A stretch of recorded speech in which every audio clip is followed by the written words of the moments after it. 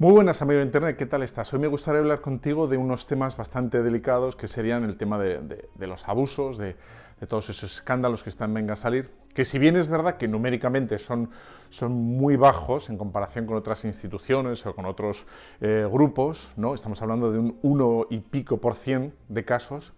También hay que decir que por el mero hecho de que se están dando en la Iglesia, que tiene que ser un ejemplo, pues precisamente por eso son como más escandalosos o más dolorosos, ¿no? Me gustaría como explicar un poco de dónde provienen todos estos abusos. Creo que tenemos que remitirnos como unos 150 años atrás, cuando, bueno, emerge, ¿no? Irrumpe en el mundo un nuevo pensamiento, y que es el marxismo. El marxismo, entre otras cosas, propugna que el hombre es el centro de todo, el hombre es la medida de todo, y el hombre es el que decide cuáles son las metas y los objetivos, e incluso los métodos serían legítimos, la violencia, la lucha de clases, ¿no? Este pensamiento se va a materializar en la Revolución Rusa, en 1917, y es precisamente ese mismo año, 1917, cuando la Virgen se aparece en Fátima a tres pastorcillos, advirtiendo que rezáramos. Porque si no, Rusia lo que va a hacer es esparcir sus errores por el mundo. Lo dice así, sus errores por el mundo. El marxismo se va a extender por todo el mundo de formas distintas e incluso va a entrar en la Iglesia. Será Juan Pablo II quien en dos ocasiones distintas, 1984 y 1986, con dos documentos, Libertatis Nuncius y Libertatis Conscientiae, va a hablar de los abusos de ese marxismo en la Iglesia, que es la teología de la liberación.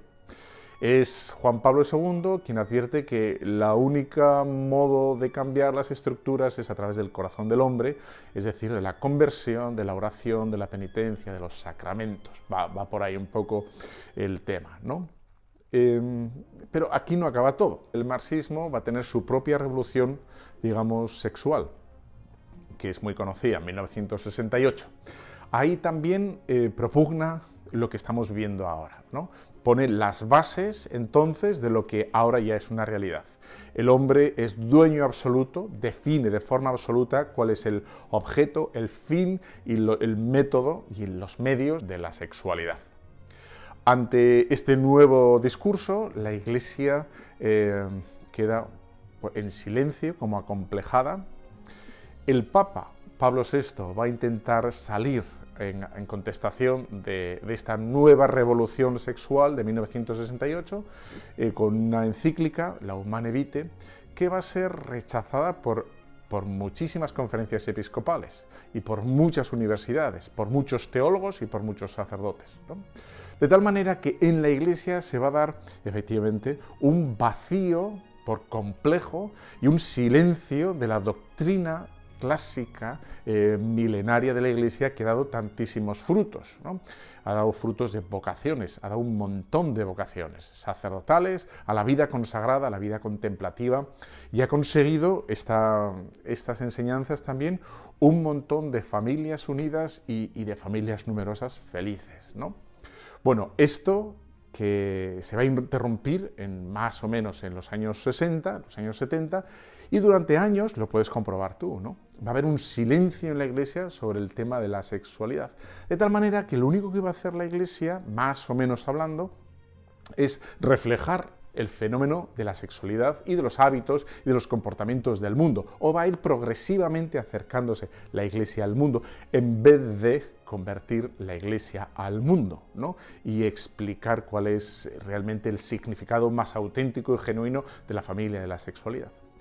Al darse ese acercamiento progresivo, o por lo menos un silencio, pues, en fin, ¿no? de décadas y décadas, lo que va a hacer es que la gente vaya asimilando, digamos, por ausencia de otro discurso distinto, los criterios y las pautas de comportamiento del mundo. Eso se va a dar en la feligresía y, por desgracia, también en parte de la estructura del clero. Y va a cometer los mismos errores que comete el mundo. Y de ahí que haya casos de abusos en la Iglesia, en un grado menor, pero que también se da fuera. No es algo exclusivo de la Iglesia, de la estructura eclesial, sino que es algo que ya está fuera, ¿no? De ahí que si no tenemos una idea clara, ¿no?, que nos lo da el Evangelio, de cuál es el sentido, el significado del cuerpo, de la esponsalidad, del matrimonio, de la sexualidad, pues estaremos condenados a repetir los errores del mundo. Si no volvemos al Evangelio, si no volvemos a los sacramentos, a la oración y a la penitencia, pues tarde o temprano repetiremos los errores y los desvíos del mundo. Bueno, nosotros no somos mejores que nadie, ¿no? Pero sí es verdad que el Señor nos ha encargado ser la luz y la sal del mundo. Bueno, pues con este encargo tan apasionante te dejo hasta otro vídeo. Un fuerte abrazo.